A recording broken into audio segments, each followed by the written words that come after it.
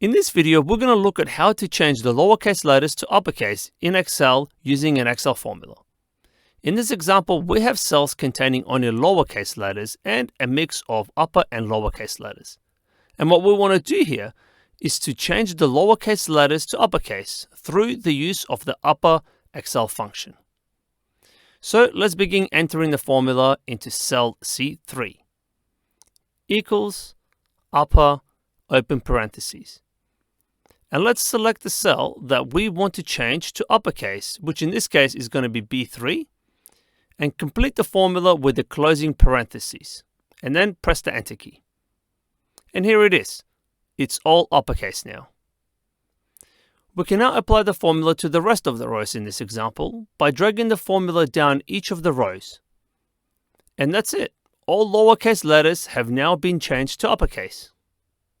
I hope you found this video useful. If you did, please click that like button and subscribe if you haven't already. Thank you for watching, and I'll see you in the next video.